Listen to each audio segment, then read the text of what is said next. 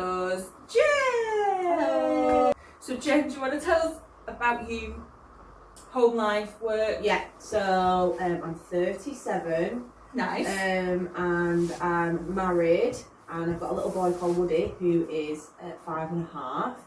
I work from home 4 days a week in like a corporate job, I suppose, looking after accounts. Basically, it's customer service really. I like to go to the gym, I like walking, I've got a dog, I like going out, I like reading, all that jazz really. Fun. Mm-hmm. Nice.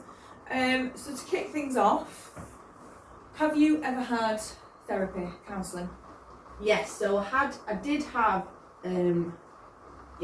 therapy or counselling. I don't know what it was really. When I was younger, I was about 16 I think at the time. I got referred either through school or maybe my mum sent for me to have it or asked for me to have it.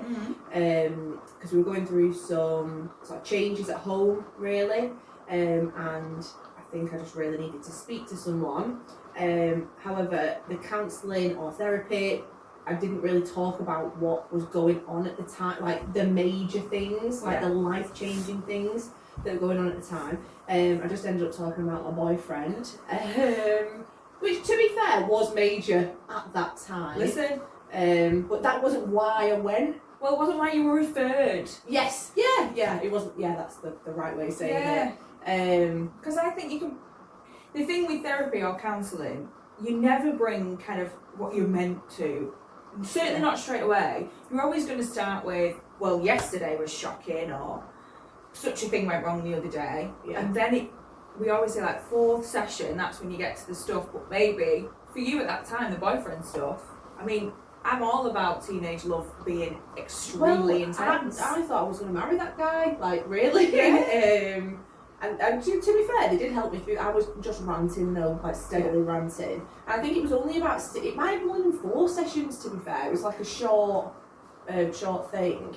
But that is all I've had. I've thought about it probably weekly, maybe daily for 20 years, I'd say. I should probably go and speak to someone about various things. But I've never done it. I've never put my name down, and I don't know why. That's the thing, isn't it? What's that barrier? What is? Do you know what I think it actually is? It's like the waiting list. Like, I'm not embarrassed to talk about any issues I'm having, and I also have a lot of support from our friendship group, and I have done for a long time. So anything that happens, definitely. There's 7 of us really that have been friends forever. Like, there's me and one person in that group who were literally shoved together at 6 months old. Like, we've been friends forever. Yeah. We've all got different traits, and I think if you say you're having a problem, I feel like every box is ticked, because you get every opinion. And I know that'll be a lot for some people, but I think my way of coping is sharing the information, and then I feel like once I've said it and then I've had everyone's opinions, it's like gone. Like, I'll file it. I get overwhelmed with everyone's opinions, but you kind of need that in it. Yeah, and I just think, like, your mates make you feel better, don't they? Yeah. Like, we'll tell each other if we're in the wrong, or I don't think you should have done that, or have you tried this? And I do think that all of us have been through a lot, so it's like, I trust you guys, I trust your opinions, and it's a safe space, because I can say someone might have passed away, and I'll say to you guys something that other people will be like, oh my god, I can't believe she's just said that. But we've all experienced it, of course. Do you know what I mean? Yeah. So maybe it's that. Maybe I don't know. It's not that I'm scared, it's not like I'm scared of what's going to happen. And do you know what the other thing is as well? It's the waiting lists.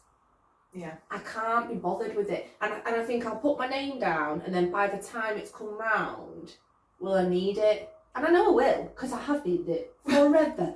Well, you just said you needed it for 20 This years. is what I mean. So maybe. But I've done that. I was on a waiting list for, I can't remember how long. It wasn't that long in my head, but they were really apologetic when I got to my assessment.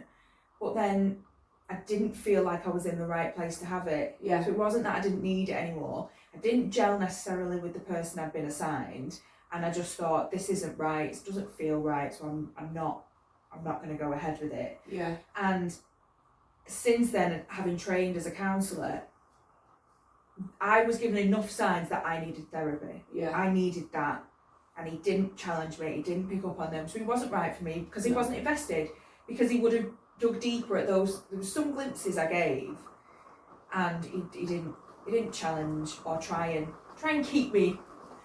I also think, I'm just thinking, like, it's all coming through some of my brain, this is how it works, but I think in the past there's people who need it more than me, or maybe I don't need it because I've got such a supportive friend group, and anything that I've gone through, everyone else has gone through, so like, it's so common, so why would I need to speak to someone about it? And that isn't me like, oh, like Marta Jen, I don't mean it like that, but Do you feel like you're taking up a space? Kind of. Yeah, probably subconsciously. There could be a million reasons why I haven't. Yeah. But there is that someone else is worse off than me, they need it more than me. Yeah. And I think it's more that feeling of it's not that dramatic what's happening to you, get a grip. Or like, you know, like if I sat down with someone and said, oh, X, Y, and Z's going on, they'd be like, so what? That's going on to all those people as well. And no one's ever made me feel like that, so why would I? If anything, it's the opposite. Like, I've said this before, my husband Frank, when we first we've known each other for 22 years. We're friends for a long time before we got together. So he's seen like every single stage of me, really. And I remember, I don't know whether it was when we were getting together or maybe like before, but he's like, how are you still cracking on with life? And I'm like, well, isn't everyone doing this? Like, is that not how it is? And you can't help but compare your brain and your situation to other people's. And it's that comparison which we talk about, but also that minimising that your problems aren't kind of, we aren't worthy of this help, and like you said, well, lots of people are going through it, when actually, when's it your turn? I think as I've got older, I think I probably should have gone and spoken to someone when I was like 18, 19, and then as I've got older, it's become more commonplace. Yes. So at the time that I needed it, like really needed it, it wasn't. Do you want to mention what that? Yeah, so my dad passed away when I was 18, and it was really, really crap. Because our relationship had broken down. It was quite turbulent. Well, not all of it, to be honest, but there was a lot of turbulence when I was growing up, and then we sort of like parted ways when I was 16, and I didn't speak to him for 2 years. And the last thing I said to him was really awful. And then he died when I was 18, and it was out of the blue. He wasn't ill as such, and I never had that. I just didn't. I felt like I couldn't get any closure, and that's so cliche, but there was no like conversation, or it just was gone. Yeah. And then I was furious, and it's like, you know, how many stages of grief? And I feel like you should know this. I'm testing your brain. 5 stages. Right. I felt like that took me a gazillion years to get through. I got absolutely smashed for about a month, to the point where like friends were pulling me to one side, being like, you need to start looking after yourself. But then still supporting me. There was always someone in the pub making sure I wasn't doing anything stupid. It wasn't like alcoholic level, but I was just, I don't know what I was doing. I think it was cry for help level. Yeah, but like I think I was crying for myself to help, like, because there was nothing anyone could have done to make me feel better or change the situation. It can't be fixed. And we're going right off, we're not going off on a tangent, but we're doing a full circle here. So yeah, that happened when I was 18. Probably buried a lot of it, cracked on with life. Like I said, I'm 37 now. How old was that? So I was 31 when I had Woody. I felt like I didn't really think about my dad every day for like years and years and years. And then when I had my child, I was furious at him again. Yeah. Like so angry. And that's what's made me think, you should probably have spoken to someone 18, and like dealt with all of these emotions instead of just burying it, because you can't. What I will say on that, and there was a lot there, sorry guys. But I've had therapy and I've spoken about my parents and you know, those relationships. When you have a child, I don't think that you can stop that resurfacing. That you do remember what your own parents were like, and you Yeah. do question, because this love you have for this person, you're like, what, you just walked away, did you? Yeah. And Yeah. how did you feel like this and then up and go? Because that doesn't feel possible. I couldn't, you could have a gun to my head and I could not leave him. Yeah. So what was it about me that made it so easy? Yeah. And it becomes a you thing. It was more for me, like, I think Woody is 5.5, and I'm still so angry, because I'm like, for me, it wasn't like, how could you leave me, or it was like, how could you choose X over me? Yes. Not ecstasy, like he was an alcoholic, so like, how could you choose that? But and then it's the conversation that you have with yourself. It's an illness, and I understand that addiction is an illness. I'm the first person to say that. Yeah.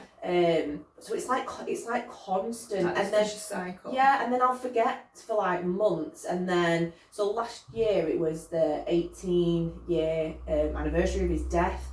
And I should have booked it off work, but I don't even think I cried year one. Like, I've never had this, like, it's never been like a massively significant date where we've gone and done something or in it to like remember him or anything like that. It isn't like that, but it hit me like a ton of bricks. I don't know if I've told you this. I was sobbing. Thank God I worked from home and I had no meetings in. I was just sat listening to Fleetwood Mac all day, just sobbing like I just couldn't stop. It was just coming out my face. And I was like, this is when you should have probably got spoken to someone, Jen, because it's like it's like it hits you out of nowhere.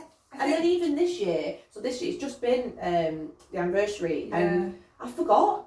Like that. This is what I mean. I completely forgot. You text me late at night. Yeah, it was like 7:30. It might have been like 9 o'clock at night. And I just was like, I said to Frank, "Oh God, it's the anniversary of my dad's death today." Like I don't even know what popped it, and that's weird because you don't know what triggers it, but something must have like clicked it into my brain, and it's that wave. That's the only. I don't know. It's another cliche about grief, but it's like the wave of it coming over. I went and cry in the shower, got in bed, and I was fine. Like, oh right, yeah. But it's. I don't know. I just think I'm quite a feisty person. Like I always have been. I always say, oh, I never do anything, but I'm really gobby, and I think because I never had that like conversation and like why, and I just I think you always kind of look like you were dealing with it in your own way. So people probably left you to it a little bit instead of going right. I think I left myself to it as well in some days. Like, because this is what I'm saying. Like sometimes I just don't feel like I need it. But then here we go. How many people have lost their parents? So many people, and just crack on. But my friends who in my life now who have lost parents, they were offered grief counselling because of the circumstances. Yeah. So like if someone's passed away in a hospice and things like that, or years after, they were offered grief counselling. Whereas for me, it was literally like, I mean, correct me if I'm wrong if you're listening to this, Mum, but I probably turned it all away to be honest. But it just didn't feel like that. It was like one day you're fine. You've not really got a dad because you don't have a relationship with him, and then the next day you really don't have a dad, and then you have to sort of just deal with it. Don't get me wrong, I had lots of support from family and friends. I'm not saying I was just crying on my own. No. But I don't think I was offered. My mum will be like, yeah, where? But I don't think I was offered any professional help, or I don't remember a lot of it either. No, I remember bits of it. I remember how angry you were. You were so angry at the world. I just was pissed. Sorry, I was just really, really annoyed. And I was annoyed at myself because I was like, why? Like, why didn't I have the conversation with him? But there's a whole backstory that I'm not going to go into. But like in those 2 years, from like 16 to 18, it was crap. It was so bad, and like I was scared of seeing him. So it's all of that. Like, why was I scared of my own dad? Why didn't I reach out? Why didn't I? Why? It's all the questions. And am I ever going to get an answer? Nah. So no. But that doesn't mean you're not worthy of talking about it at length to someone who can help you get to them layers of yourself.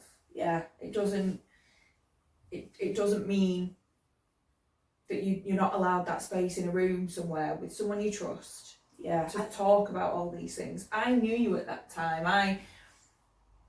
I can't sit here and recall everything that went on, and I don't remember you saying, I remember your life flipped upside down, and we were all clinging to some part of you, and I think we did. Yeah, like everybody. This is the thing as well. Like I do feel like all my boxes were ticked, and that's the. It's not the guilt of thinking, oh, should I go to counselling? It's like I do feel like I have that support. Like I'll message you if I'm having a bad day, or obviously I've got like other friends who I can reach out to for stuff, and started training. Do you know? We will lead yeah, on to but that. do you know what I mean? So I don't. It's not a guilt thing. I said this before. I will do it eventually. I'm not scared to go. I don't know when the right time was 19 years ago, probably before that, like after the relationship with him broke down. Yeah. I wonder if there might be a point where you go, now's the time to Today's the day. Yeah. But and I know what you're saying, and I also know that you are quite an impulsive person. Yeah. So when you sign up for therapy, you want therapy then. Yes. I said this is I'm a fixer as well, so it's like, and that's also really weird because like if I injure myself within like a day, I've got an appointment at a physio, or I'm at the doctor's, or there's something like I'm like this is the problem. Here's the route to the solution. Let's get that ball rolling. It's like I'm not going to do anything at all. No. And I'm like, how has that happened? How's that slipped through the net? Probably because I'm 18, but you know, it's wild. But it's physical versus mental, and I think if we would have called mental health something different, we might have been headway with it. But we call it mental health, and it's used in the wrong context. So our physical health, but then the minute you say mental health, it is deemed negative. Yeah. It's not used in maybe the correct way. Instead of, if we would maybe call it brain health. Yeah, probably something of the ilk. Like you say, the minute something's wrong physically, booking in, getting that sorted, getting that looked at. The minute up here goes, you go to the gym maybe. Yeah. Train through it. Yeah. So we'll get on to kind of what gets you through, what supports you. Gets you through everything. So I train quite a lot. I've been going to the gym consistently for coming up to 2 years now. I've got a PT that I joke with all the time because I changed my job. I was in a not very stressful, but it felt stressful to me role. I was in optics for 10 years. I was managing a practice, and I walked away from that and took my current job, working from home 4 days a week. And because I knew I would be at home and in my own company a lot, it was like, it's time to get a hobby. I tried the gym years before. I'd done like challenges and things like that and really liked them. My husband is super duper fit and healthy, so he just went and signed us up. Did a couple of months and then signed up with my PT, Sam, who is not just my PT, she is one of my really, really close mates, I'd say now. And session 1, I said, listen mate, it was either you or paying for private therapy, so for 1 hour every week you're going to listen to me. like laughing, but she's like, mate, that's absolutely fine, that's like what this is. Can't thank her enough.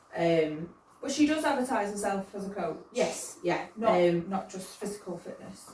Yeah, and she has helped me change my life and help me come up with coping mechanisms, I suppose, to sort of get through. Work is still a bit stressful. Being a parent is hard some days. Being on my own, I like my own space to a point. Yes. I like my own space when I can pick it. When it's forced upon me, I am terrible. I couldn't work from home. Everyone says that to me. Like, how do you do it? I've done it in the past, and I did a snippet starting the role I'm in now for induction, and by day 3 I was like, so I can't do this. I can't do this again. I think it's very much you either love it or you hate it. Yeah. I love it because it fits in with everything, and I still speak to my old colleagues like, oh, how are you getting on? And I'm like, fine. Like, and it is fine because I go out for a walk in the morning or a train. Yeah. I go out for a walk on my lunch, rain, shine, snow, whatever. I'm out the house. And then in the evening, obviously my husband's home, we're looking after Woody, or if I've not trained in the morning, I'm out. Yeah. Plus all my social life. So I'm always, I can go out and see people. And I think that's the difference. I never had anyone coming home. It was completely different, yeah. So I was on my own all day, and then I'd get Oscar from nursery or school, and then it'd just be me and him and not another adult. No. And that is when Yeah. Like, There's I couldn't days- do it. There's days where, because Frank can work in the office or at home, it depending on what he's doing. So there's been days where he's been in the office, so he will go out in the morning, and then I'll pick Woody up from school, and then like come home, and it's just me and Woody, and then I put him to bed. And those days I'm like, no. So I completely get that. Yeah. I'm probably on my phone too much as well. I'm like, I'm constantly speaking to somebody. I'm either like sending memes or like, I don't feel disconnected. Do you know what I mean? Yeah. And also there is a community in going to the gym and having a fitness coach with other clients. Yeah. So like last night, for example, so I'd worked from home obviously all day yesterday, and then we went and did a group PT session at 6. And then it's like, right, should we go and walk up River? Yeah. So I went and did that. So you get that sense of community and different conversations from people, or different types of conversations. So me and you could talk about the same thing over and over again. Whereas last night I was talking to people about the pet parrot. Yeah. Do you know what I mean? So it's called Cecil. Anyway, I'd just be like, but it's nice because it makes your brain work. Yeah. Yeah, you're thinking outside the box. Someone mentioned a parrot to me this week. Do you know they can live until they're like 90? Oh dear. It's not for me. Too much. We're scared of wings over here, Yeah. so. I don't want a parrot. It fascinates me that they know words. Oh yeah, we were talking about that yesterday. So, come rain or shine, Yeah, you're training. moving my body every single day. Apart from if I'm ill, obviously, don't push yourself. And I'm not telling everybody that they should be getting up and going to the gym 7 days a week. You need to rest, you need that. But for me, getting out of the house and doing something has always, well not always, the last 2 years made me feel just better. And it's like really cliche stuff. I keep saying that, but it is, because I do feel like I'm turning into one. But it's like, sometimes I won't go for, I won't have headphones in, and I'll be like walking around and I'll be taking in the sounds of nature. Do you know what I mean? Or like being aware of my surroundings. It just sort of brings you back a little bit. Grounds you. Yeah, that being said, if you're doing like a HIIT class or something that's really, really fast paced, it's a really good way to shut your brain off. Yeah. So like if you had a day where like, oh my God, and you just don't want to think anymore, which I'm not advertising as well, you're like, stop saying that. But when I go to No. but you know, it's like an hour or an hour and a half of your day, excuse me, where you can, that is all you're focusing on. Yeah. You're moving from A to B at a certain speed, and then the sense of achievement once you've done it, and then you just put that back in the box and carry on and go and function better. But also, so things like anxiety, and I think I sent you something this week about that. Anxiety can build if you're busy. It can't Yeah, it grow. doesn't to me. I'm not sure if that is like a If you're statistic moving, it can't. or... If you're thinking of something else, how can doubt and anxiety creep in and plague? Is that a thing? It's a thing. Have you I said this. researched it? But yeah, I believe in Thank that you. because my brain is completely different. And we've said this before, but there's 2 different types of training. So there's like really intense training where you're running around and and then your brain shuts off. Sometimes I need that. And then there's a different type, which is like your weight training, where you'll do a set and then you have to stand there for like a couple of minutes while you rest and then get ready for your next. And that's really like meditative. Did I say that right? Yeah. So I get the best of both worlds with the way that I train. So I weight train 3 days a week. I run, which is a complete wow. I think it fixes my brain running. Yeah. I'm jealous. I don't understand, but you know, I know people whose parents have passed away and they've ran, and it's made them like feel like they've thought about it on the run, or they've listened to music linked to that person on the run, and it's helped them like process it. Amazing. Yeah, like honestly, I can't do that. I have to have like the most intense drum and bass. We share the best playlist. A running playlist. I'm joking. But like I have to have that to like go. But some people don't run with any headphones in. I saw someone do that the other day. I'm gonna do that on a run. Yeah, I've got to do it on that. On a 10k, not on headphones. So why? I don't know. I did do a run this week with somebody in London. It was brilliant. It was like a sightseeing run, and I said to her, I was like, I don't know how I'm going to be. I'm going to be really slow. I was really like conscious because I'm quite new to running. And then at the end, I'm like, I'm not going to have any headphones in, and that was like the biggest panic because I need that. It's not even like to follow a beat. It just helps my brain. I like a beat. Yeah. I like a beat for my pace. Oh no. All I'm thinking about is the end of my run. So I started running when I was a teenager to get out of the house. Yeah. It was my escapism. I'm talking 14. Yeah, I remember you as being a runner. Yeah. Because when you messaged me and you're like, oh, I've got a sub 30-minute 5K, I was like, oh, she's done that quick. And I was like, no, she was a runner. Like, Yeah. I remember it, like, it came back to me. It's the muscle memory. And to be fair, even John was like, that is a really good time for someone who doesn't run regularly. I can only run when I'm on child-free weekends, which is... It's hard fitting it in around children. Yeah. It's so hard. I will say that I have it very good with that because Frank is the most hands-on dad ever.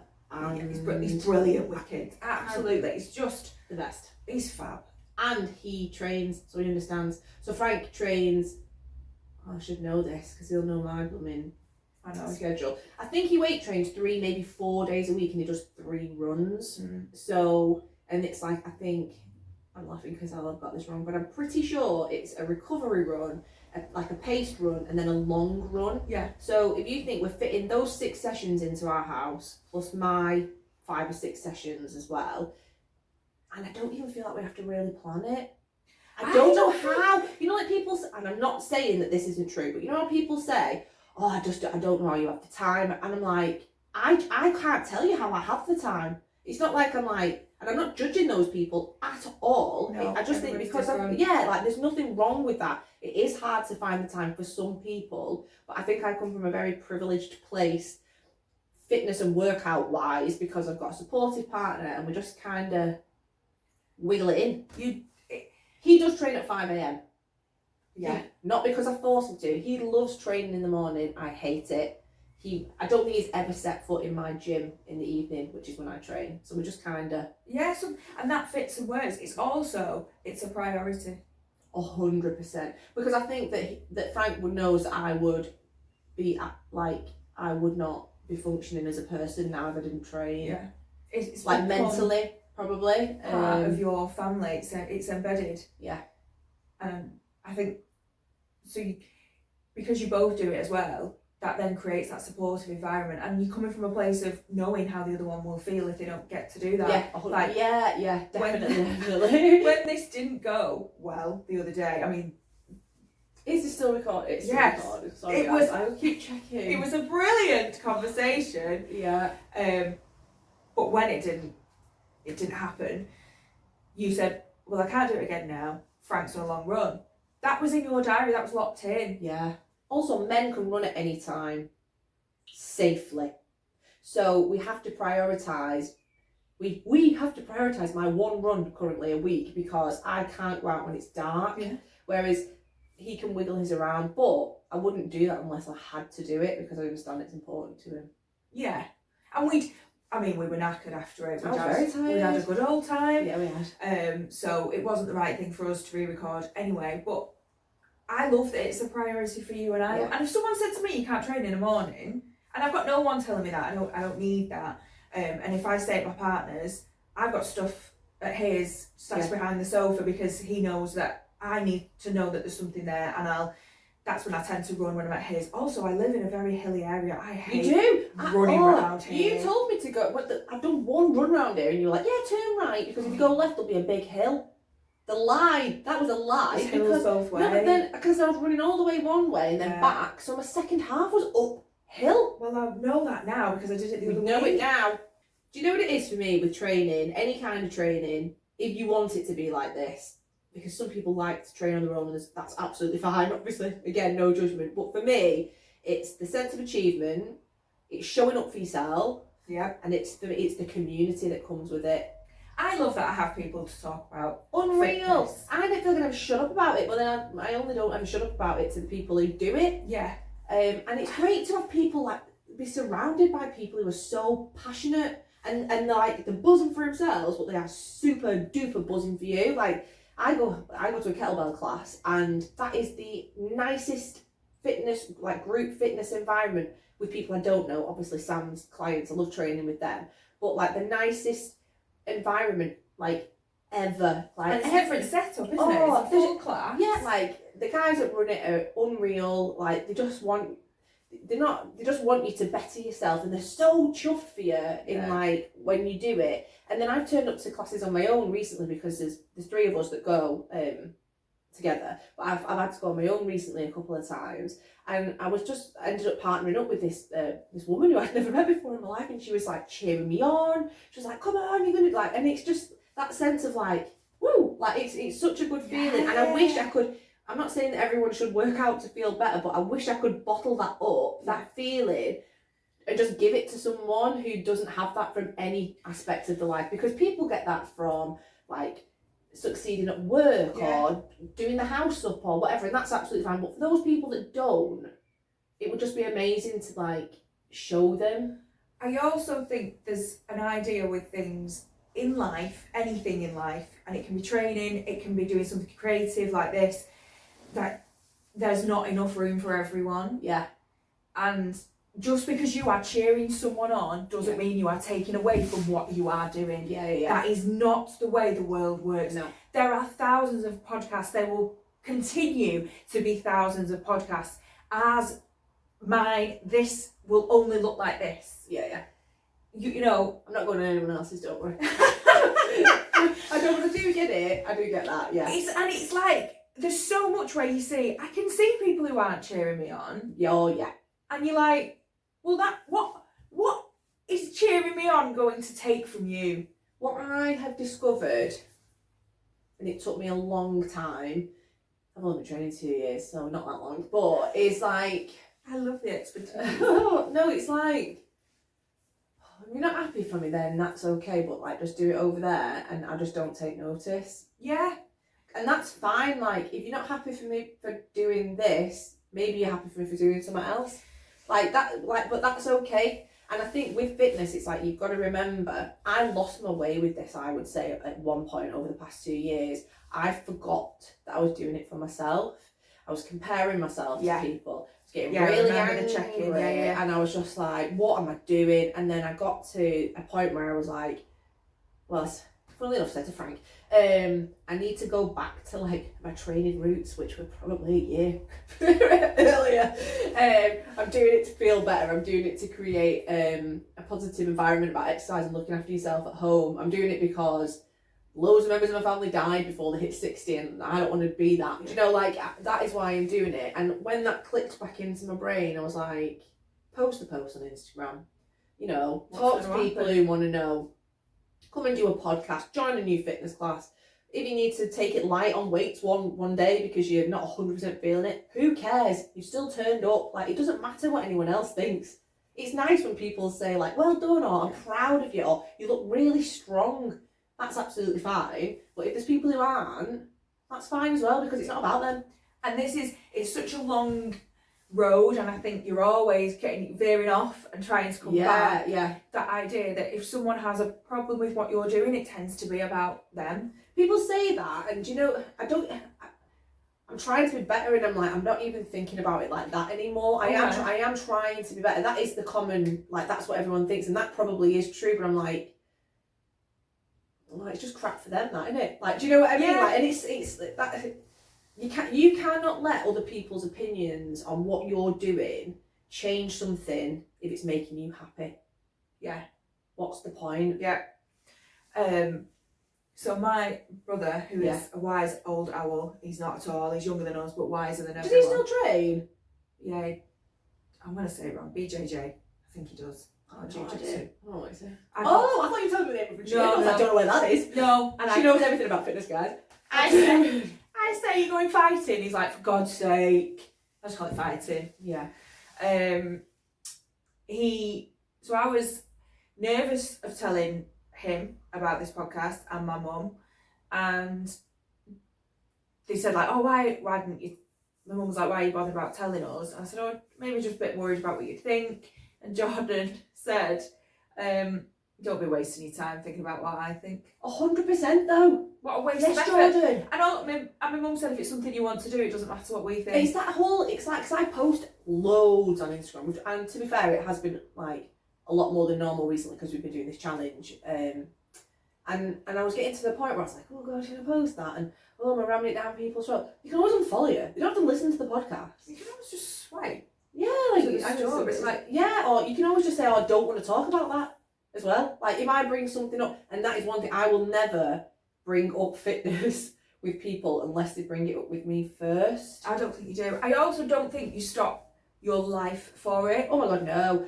My Sam, my PT, last year was like, if anyone can lose weight, because I was in a fat loss phase, if anyone could like carry on dropping fat, gaining strength, keeping on track while they're going to like 3 festivals and blah blah blah, it's you. She's like, I'm like the consistency person. Yeah. But I think you do need to enjoy your life. And I also think I post a lot. I'm not like an influencer or anything, but I post a lot on my Instagram, and it'll be, if you really look through it, it's like a night out, 3 gym sessions, a night out, 3 gym sessions, a meal out. Because it is about balance, but I think a lot of people might just look at my stories and be like, oh my God, she doesn't do anything apart from go to the gym. She's so obsessed with the gym. Why is she so obsessed with the gym? And it's like, because men, I'm also obsessed with going for a pint. Like, Yeah. do you know what I mean? Yeah. It is funny, isn't it? And then I always think, you know, if you post on your stories, well, that's 24 hours. Exactly. I posted something there, I thought, ooh, well, it's there now. I could have deleted it. I thought, so they're 24 hours. Yeah. On Not everybody was. Might be a song. Something really important. A song. But yeah, it is, and I just do you. Like, that is, it just, really does not matter what, it does not matter what you're doing and what people think of it, as long as you're not hurting anyone. Yeah. Like I said, I'm not turning around to people and saying, you should be going to the gym. I would never in my life. If people come to me and say, what should I do? Like, how can you help me? Can I come and train with you for the first time? Because I'm nervous, which is about all the help I can give. I'm like, absolutely, but I'm not going to be like, you should come to the gym. Yeah. Like, no. It is prescribed by doctors. I think that's amazing. Do you know what I say all the time as well? I think at schools now they might have like proper gym, like weight training setups. I'm sure someone said that to me, or in some of them, or like links to them. Oh, and I'm like, I wish that would have been a thing for me as a kid, because I feel like it would have helped me manage my emotions. Yeah, there's ages and stuff with weights. Oh, is there? Yeah, but I just think it would have. I think it needs to be introduced earlier. I think so they introduced the Daily Mile in schools, didn't they? And yeah, you know, PE's obviously still a massive thing, and I think they have to offer a certain amount of after school clubs with regards to sports. I'm not 100% sure on that. Obviously about healthy meals. Jamie Oliver took chips away from us, didn't he? I saw something that was taking fish and chips off on a Friday back in the day. They still have fish on a Friday, don't they? Yeah. But also like the 5 ways to well-being for mental health. Yeah. I'm going to talk this on with someone who used to work for the NHS. She's going to come on and talk about it. But that mentions movement. Have you moved your body? And it's 5 things. Think about the 5 ways to well-being. And this is when I worked in domestic abuse, and you'd be speaking to victims. And, you know, these people, some of them hadn't out of bed. How do you motivate them to get out of bed? And part of it was, have you moved your body today? So it's prescribed, it's real. We're not sat here making it up. No. It does contribute to how we feel. And we're kind of a bit of a testament for how we know our mood is different if we haven't moved. So we've got the evidence in ourselves. So even if it doesn't work for anybody else, which we know it does, for us, we've done the research ourselves. Yeah, to say, well, no, come Saturday, I need to do something. Yeah. If I'm... For whatever reason you want to, whether that's the social aspects of it, or for you might want to look a certain way. Yeah. It hasn't got to be for anything. No. In particular, like a competition which you love. Only accidentally though. I know. I'll tell you what the weird thing is about fitness. You start and you're like, I'll never do that. And then like 3 months later you're doing that. Yeah. And then something else will come up and I'll never do that. And then 3 months later you're doing it. Yeah. But I think it's good because it teaches you that you can push yourself. Yeah.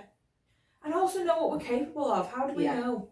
And honestly, that sense of achievement when you complete something that you never thought you would. It's the first time I ran 5k. So at school I was a short distance runner, but I did cross country once and I thought I was going to pass away. So I was like, that's never happening again, guys. And I literally didn't do it for 30 years. I'll never forget it. Anyway, so my husband was like, run, you'll love it. No, I'm not fit enough to run. And we said we'd never run again. The voice note. Right, so I said, right guys, I started running because Frank was like, try it, and I do the same walk every day of my life, sometimes twice a day. And Frank was like, just try and run it one day. Just see how you feel. Have a go. And I thought, I'm going to get down the road and throw up. I didn't. I ran it. I was like, brilliant. It was about 3k. I was like, I can't believe I just did that. Here we go. And then a couple of weeks later, I kept doing it. And then a couple of weeks later, Frank was like, just try it. And I said, how many times do they have to run this route for it, this specific way to make it 5k? And he got his little route planner out, cute. And he was like, you have to go here, here, here, here. And he's like, just try it. And if you can't do it, you can't do it. It's absolutely fine. Just give it a go. And I did it. And I'm not joking. The last half a k back to my house, I was sobbing. Oh, Have I not told you this? I don't know. Everyone where I live that has seen me run past must think I am completely shit, because I was absolutely sobbing because I couldn't believe I'd done it. Not like sobbing in pain or sobbing because it's hard, because I'd completed it. And and I messaged Sam and I said, I've just got my 5k. I might have cried. And I said to her, it hits different when you do something with your body fitness wise that you had completely signed off that you're never going to do. Yeah, that's it. And it's just the best feeling. Well, for me, it's the best feeling ever that you can get every day. And apart from your rest days. I always said to you, people who run have chosen to run instead of going to therapy. Yeah. She also sent me a voice note after I told her I'd run. She said, why did you do that? And then said, if you ever do a high rocks, I still stand by this. I'm doing one. I told you. If you ever do a high rock, An exclusive! shout out to Carol. If I ever do a high rocks, this is done. This is done. We've had a nice ride. Yeah. Right, well, come on. So, well, I'm not signed up for this. it, but there's my lovely friend Carol at work who I went running with in London. She really wants to do one, and she's been trying to convince me for about 12 months. We've not signed up, but I've said I'll do one with her. So it's in the pipeline, guy. We've lost her. Oh, the experience. We've lost her. Never mind. Well, that's the other thing as well. Fitness opens up all these new experiences. We've tried. I know. So I've gone off on a tangent. There is nothing here about mental health. Sorry, mate. John's best mate does a high rocks. He does it with his sister. Yeah. And I always wind him up about it. And I'm like, oh, you need to post about it more. Nobody knows. Nobody knows that you do that. I'm going to get high rocks tattooed on my head. I am literally going to... I mean, sarcasm. I'm very supportive, really. Maybe I'm jealous because I don't do it. I don't want to do it. 2029? Absolutely not. I'm busy. Watch your space, guys. It wouldn't stop me if one day I end up doing a high rocks. Listen, With me, partners. I am a walking hypocrite. We both are, I'm mate. a walking hypocrite. I'm never doing high rocks. Send me that. I'm terrible. It was when you did a run, I was like, fuck, I'm going to have to start running. I'll go Have we for ever a run run. together? No. We don't even do it as right. We don't even do like it. This is, we're great. I come to the gym with you to distract you often. I love training with people. It's Yeah, the yeah. social side of it. I tag along. I know, but I've not listened. I'm like, what we doing? This. It's like them memes where it's like the two people and one of them is like turned up with a completely planned out workout, like everything, knows what weights your mate's doing, and the other one's just there for the I vibe. was just like, what we doing? Like, don't worry, guys. Because all I have at home is bars. So I know my routine with bars. A machine, I'm like, how does this So work? you didn't make most of the time. I'm like, is this the right attachment? Yeah. What's this machine I've been using every week for 2 years? Right, so we're going to bring it back. Okay, sorry guys. What would you say was your biggest mental health struggle? Like, what creeps up the most for you? Mental health wise. I can sometimes feel myself getting more anxious, and it doesn't always like come out in my brain. I was thinking about this. Sometimes it's like if I ignore something long enough, it like comes out in my body. Of course it does. We are one. Yeah, like I do have quite bad skin sometimes, and I take my anxiety out on my skin, I think. And I also get worried about people around me, or convince myself that I'm gonna die. So like health anxiety, but training does help with that, because I feel like now I'm looking after myself. So it has kind of like, it's not as strong as it was. But yeah, that's it really, day to day. And I can catastrophize, whatever that word is. I can do that, and now I can pull myself out of it. Like, I understand I'm doing it. That's really good. So you recognise it in the Yeah, moment. I'm like, right, stop. X, Y, and Z might not happen. Yeah. Stop. And then, yeah, I can kind of manage it that way. I don't think I have anxiety, like, daily. You know, like some people, like, really struggle. Just the normal amount. Yeah. But sometimes I do feel myself spiralling and I'm like, get a grip. Like, have a minute, go for a brew, come back. Take a deep breath. Yeah. I do remember your health anxiety stuff. It was bad. There's been a lot of people pass away in my life, like significant people, not like loads, but there's been people pass away. But you've got a small family as well. Yeah, so its impact is different. I found a lump on my neck, and then that's been there forever. I remember having conversations about this lump in my neck with my dad, like when I was a kid. It's all coming back to me now. My brain does this. But I still, like the week that he died, my stepdad, I convinced myself, and then I was going, did I have that conversation with my dad, or have I dreamt it? Has it been there all the time, or has it just appeared? So this is what my brain does. Yeah. So then I went to the doctors and got it checked out. And it was fine. And then as soon as someone says, oh, it's fine, I can let it go. Whereas I know some people who have health anxiety, they don't trust what the doctor says. Yeah. And I'm thankfully I'm not at that stage. The same issue has flared up within the past couple of years with this lump in my neck, because I started getting loads of pains in my shoulder and my neck, and I was like, is it that? Has it kicked off again? What has kicked off again, Jen? It isn't anything, and it still isn't. So I had to go and get it checked, but I'm very much like a fixer with stuff, so I'm like, if there's an issue, go and get it looked at and move on with your life. It'll probably flare up again at some point. I'll probably forget that it's there and find it again and freak. And then my health anxiety with my little boy was pretty rough. I don't know whether that is a thing that all parents get though. I'm going to say to some degree, but also Woody was in hospital a lot. Yeah. His birth was pretty, I say it was pretty dramatic. I think, like, this is me. If we think of everybody's birth that ever happened across the planet, that's what I mean. Probably not. It was my one and only time of giving birth, and I'm not doing it again. So I don't know whether it might, but it felt pretty stressful. And then we were in afterwards, and then we got COVID, and then he got rushed in when he was 4 months old, and then he's been back in again since. Touch wood, we've been all right for the past couple of years. So I don't know whether that's helped, but if he's... What I'm trying to say is... Sorry, guys. I think it was justified. That's times. It was real. There was stuff going on around his health, and at the time, it felt like he was in and out, because he was in quite a bit when he was born. Yeah. And then he was back in at 4 months old. 4 months when you're up all night as a baby, like, it goes fast. It's a blur. Yeah. And then you're back in. You're like, whoa, okay. You know, you had an ambulance at one point. So the time that I had to ring, I rang 999. Yeah. I thought he'd stopped breathing. Yeah. And it's like, I remember someone saying, you're not stupid. If you think your kid is in serious danger, you're not stupid to ring 999. So just ring. And at the time, it was like peak COVID. So like all of the health system was at like super duper breaking point, because everyone was stretched. And I was like, I'm ringing. Like, and I did the right thing.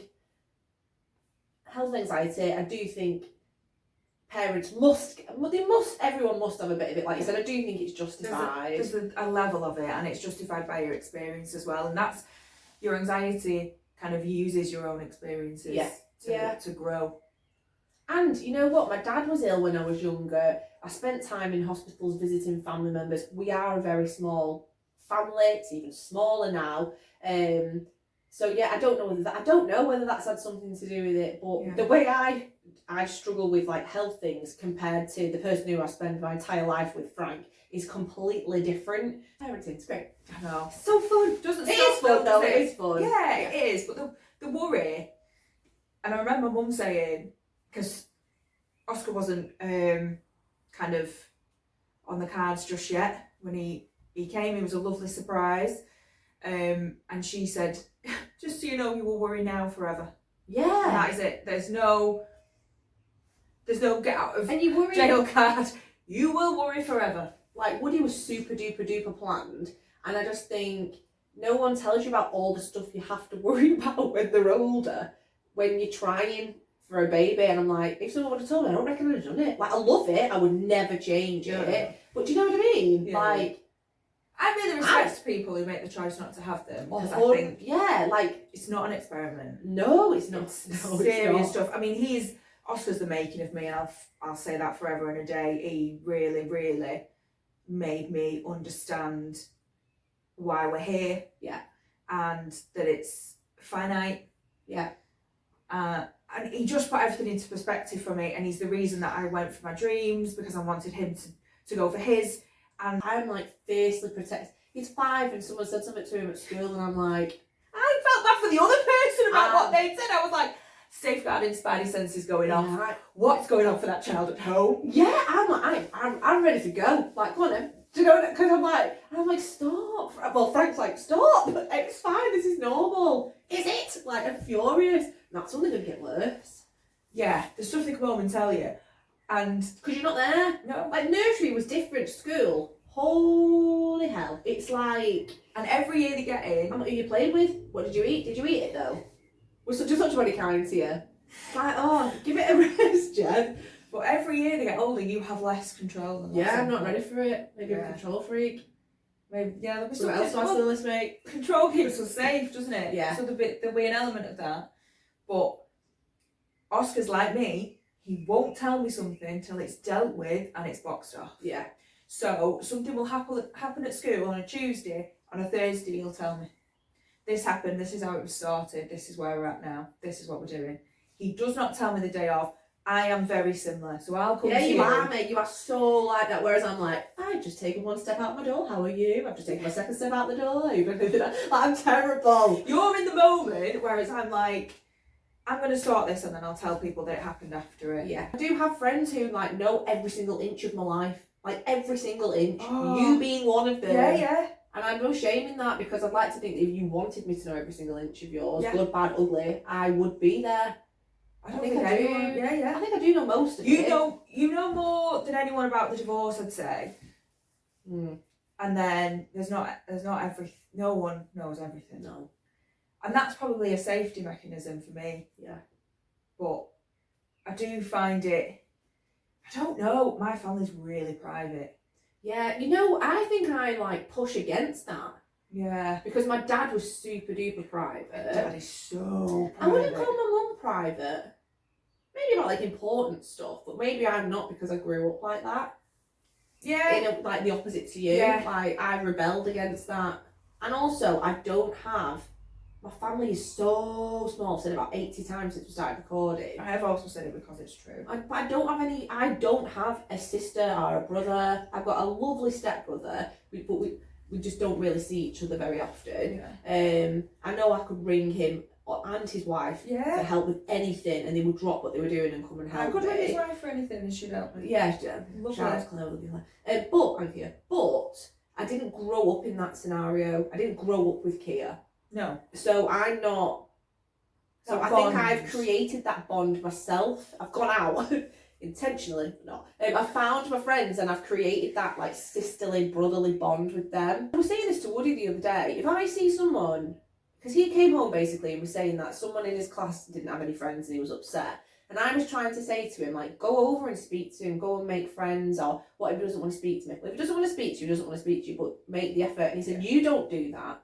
And I said, yeah, I do. No, you don't. I said, yeah, I do. I said, if I went to a work, this is with my 5-year-old, if I went to a work event, and I genuinely said this to him, and I said, and I saw someone, and I was with all my colleagues, and there was someone sat on their own, and nobody recognised them, and they didn't know anyone, the first thing I would do is go over and introduce myself and say hello, because the thought of being that person crushes me. Like, nah. Like, I've created a life for myself with people in it, so that I don't feel like that. Yeah.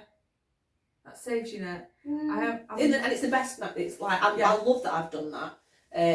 I always say I've got my family. Obviously, it's literally really, if you think about it, it's me and my mum, like close family. But I've created my own family with my friends, big time. I think it's really positive, and we've all done the same in our friend group, haven't we? In that way, and we've all had such different kind of upbringings, and we all deal with things really. We are all so different. As we've grown up, we've become more different, but that doesn't mean if you look at you and your brother are probably really different in some ways. Yeah. I know you are quite similar. Well, Yeah, you are quite similar. you're the worst example to use. No, we've got quite a big age gap, which I think is the only reason. Yeah. Not big, it's 6 years, but back then, I feel like I came out and then 6 years later, the male version of me kind of came out. Yeah. We look exactly the same as well. So. You do. I don't think I saw it at first, but now I can't unsee it. Yeah, we look exactly the same. I think we could have covered loads of things, including like what works for you, and it's really clear that you've got a strong support network. Yeah. And the gym has helped you massively, and it's that training, that keeping on track. You've got a very supportive family in Frank. Yeah. And your mum. Yeah. Know your mum very well. So to end the podcast, I'd like to ask if you've ever been given a piece of advice around mental health or health in general or life, bit of wisdom that you've taken on board and would love to pass on, or a piece of advice that you've discovered by yourself that you would pass on. Yeah, it's like so simple, and I bet everybody says this, but it's literally talk to someone. Yep. That is, I know that's, I bet everyone says this, but it is so, and I don't shut up, do I? But just talk to somebody, because it can completely change your mood. Yeah. And it can pull you out of some of the darkest times, I think. Just speak to somebody, whether that be a friend, whether that be like a random person at a bus stop, but anything. If you're not completely on your own, just speak to someone. Yeah. Say good morning. On my morning walk, I'm like, morning. Just around And that. also speak to someone properly if you feel like you really need to. But like, I think if you sit in silence a lot, open your mouth. And we've spoken about this, but you know, many conditions such as anxiety around mental health grow in isolation. Oh, That's how they get bigger. They want you on your own. You know, anxiety wants you to not have company, because when you've got company, then you'll feel reassured, you'll feel more like you have a purpose, whereas anxiety is trying to create doubt, and we don't want that, which is why, and we are mammals. Yeah. We should be around people. So it is important to be around people. And it's also in the 5 ways to wellbeing. Connect is in there. Oh, there we go. Have you connected with someone? It is that importance of going, listen, I don't want your advice. If you don't want advice, you do not have to ask for advice, but you can say, I need to say this out loud and I need to get it off my chest. And, you know, problem shared, problem halved. There's a reason that exists. Yeah. At the end of the day, people coming into my office just to go, I need to just voice this. Do you know what it is as well? You might think that you're the only person that feels like that, and or you might feel weird or wrong or ill because of that. So like with health anxiety, I might discover something new in my body, and it's Sarah normally I speak to about health anxiety, and I'll be like, I just found this lump in this place, and oh my god, what is this? And she'll be like, yeah, I've got it. And that is such a small thing, and I'm like, oh, let's sleep tonight then. Yeah. Do you know what I mean? It can solve so much. Or do you ever feel like this on your luteal week, on your period or whatever? Yeah. All right. Okay. Do you know it just opens it up. Yeah. And also just saying hello to someone when you've not spoken to anyone all day helps. Yeah. Like massively. The evidence for saying hello is just with you saying that, just saying hello on the street, is that you can save a life by doing that. That's what I'm a big believer. And you can. That's what the evidence shows with regards to like suicide ideation and people wanting to end their life. If they feel visible and someone past them has said hello, they might get a repurposed sense for life. And it sounds so small, but I believe it though. We are so small in this life, aren't we? And we can think that we're big and we can think that we're here for a bigger purpose, but we're not. We're all tiny ants on this huge planet. Yeah. And actually, if we can make a difference by saying hi, how good's that? It's so easy. Yeah. For some people. For me, never shuts up. Is there anything else you'd like to add? No, I'm going to be quiet. Oh, thank you. This has been been a lovely time. Lovely. Round 2. If this doesn't work, we're not doing it again. It's fine, we're there. Yeah.